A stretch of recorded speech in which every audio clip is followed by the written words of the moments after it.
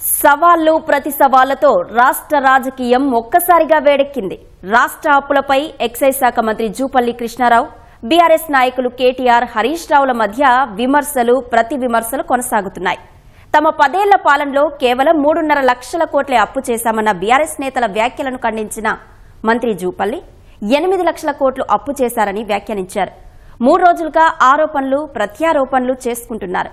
తాజాగా జూపల్లి కృష్ణారావు అప్పుల గణాంకాలు విడుదల చేసి ఇవి తప్పని నిరూపిస్తే పదవికి రాజీనామా చేస్తానని వెల్లడించారు. ఈ అంశాలపై చర్చించేందుకు ఈ సాయంత్రం ప్రెస్ క్లబ్ కు రావాలని సవాల్ విసిరారు. కాంగ్రెస్ పార్టీ నేతల సవాళ్లపై మా ప్రతినిధి తిరుపాల్ అందిస్తున్న గ్రౌండ్ రిపోర్ట్ చూద్దాం.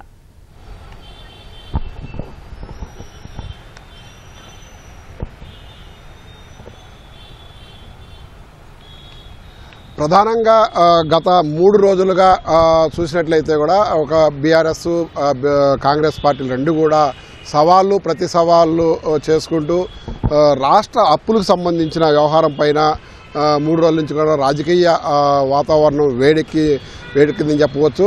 ఈ 3 రోజులుగా అటు మంత్రి జూపల్లి కృష్ణారావు, ఇటు బీఆర్ఎస్ నాయకులు హరీష్ రావు, కేటీఆర్ ఈ ముగ్గురు కూడా విమర్శలు ప్రతి విమర్శలు చేసుకుంటూ ముందుకెళ్తున్నారు.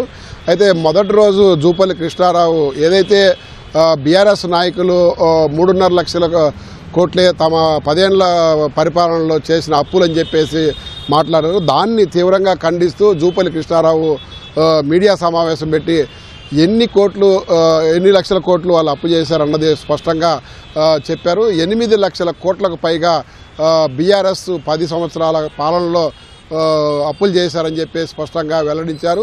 దానికి సంబంధించి చర్చించేదానికి బీఆర్ఎస్ భవన్కైనా వెళ్ళడానికి సిద్ధంగా ఉండాలని చెప్పి ప్రకటన చేశారు. అదేవిధంగా మరుసటి రోజు గన్ పార్క్ దగ్గర, అంటే నిన్న గన్ పార్క్ దగ్గర రావాల్సిందిగా జూపల్లి కృష్ణారావు పిలుపునిచ్చారు.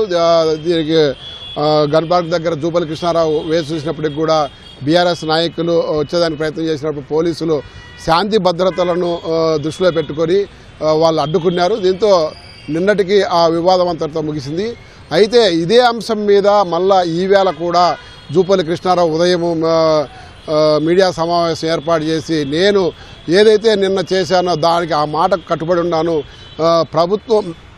గత ప్రభుత్వం చేసిన అప్పులు 8 లక్షల కోట్లకు పైగా ఉన్నాయి. ఉమ్మడి రాష్ట్రం నుంచి రాష్ట్రం విడిపోయే సమయంలో 72 లక్షల కోట్లు మాత్రమే అప్పు ఉండింది. ఆ తర్వాత మిగిలిన అప్పంతా కూడా గత ప్రభుత్వం చేసిందని చెప్పి కూడా ప్రధానంగా విమర్శలు చేశారు. దానికి సంబంధించి ఆధారాలతో కూడా వివరించేదానికి సిద్ధంగా ఉన్నానని చెప్పి కూడా ప్రకటించారు.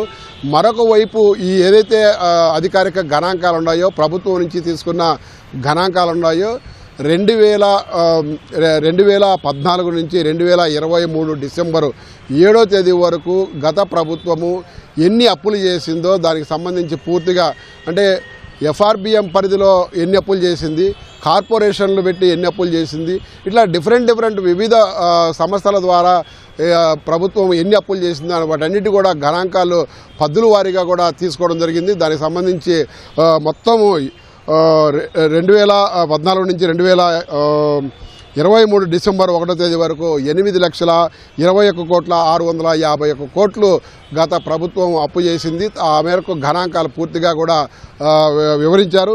అయితే ఇందులో స్పష్టంగా 2014లో ఏదైతే ప్రభుత్వం, అంటే తెలంగాణ విడిపోయి ఇక్కడ తెలంగాణలో ప్రత్యేకంగా ప్రభుత్వం ఏర్పడి ఆ రోజు నాటికి 72,658 కోట్లు మాత్రమే ఉమ్మడి రాష్ట్రం నుంచి అప్పులుగా వచ్చాయి. మిగిలిన మొత్తం అంతా కూడా గత ప్రభుత్వమే చేసిందని చెప్పి ఆరోపణలు చేశారు. ఈవేళ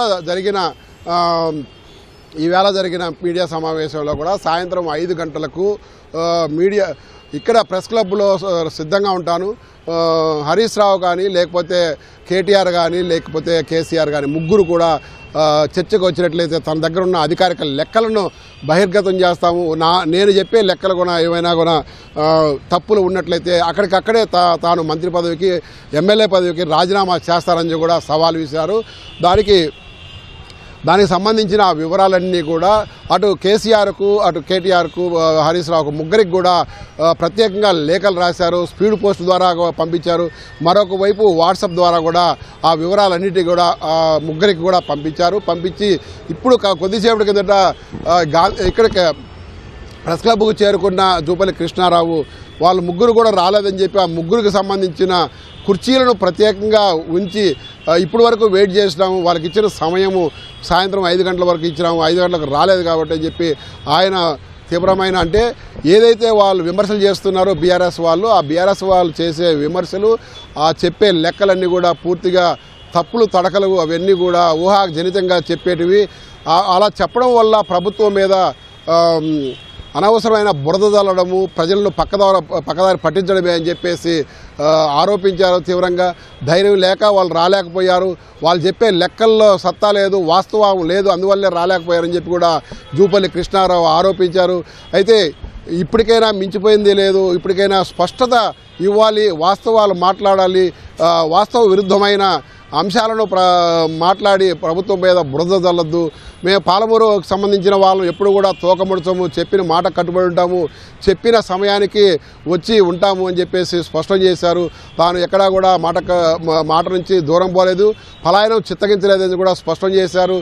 తాను ఒకవేళ తన దగ్గర ఉన్న లెక్కల్లో తప్పులున్నాయని చెప్పేసి కూడా ఆ ముగ్గురులో ఎవరైనా ఒకరు వచ్చి నిరూపించినప్పటికి కూడా తాను రాజీనామా చేసి మంత్రి పదవి నుంచి వైదొలుగుతాను, అదేవిధంగా ఎమ్మెల్యే పదవి నుంచి కూడా వైదొలుగుతానని స్పష్టం చేశారు. కానీ బీఆర్ఎస్ నాయకులు చెప్పిన లెక్కల్లో కరెక్ట్ కాదు కాబట్టి అందువల్లే వాళ్ళు రాలేదు, అందువల్లే వాళ్ళు ఈ సవాల్ను స్వీకరించలేదని చెప్పి చెప్పడంతో పాటు ఈ లేఖలు అందుకున్న తర్వాత కూడా తప్పులు తడకల అంశాలను, తప్పులు తడకల వివరాలను బయటికి బహిర్గతం చేసి సామాజిక మీడియా ద్వారా ప్రభుత్వం మీద బురద జల్లే కార్యక్రమం చేస్తున్నారు. ఇది మంచి పద్ధతి కాదని చెప్పేసి హితవు పలికారు.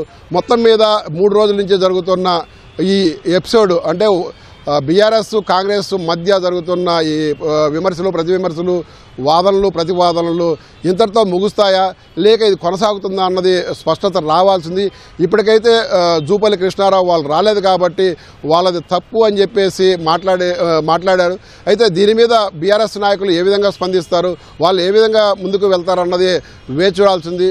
వాళ్ళు తదుపరి వెళ్ళే పరిస్థితిని బట్టి ఇక్కడ ప్రభుత్వం నుంచి కానీ లేకపోతే జూపల్లి కృష్ణారావు కానీ తదుపరిగా ముందుకు పోయే అవకాశం ఉండదు. Over to studio.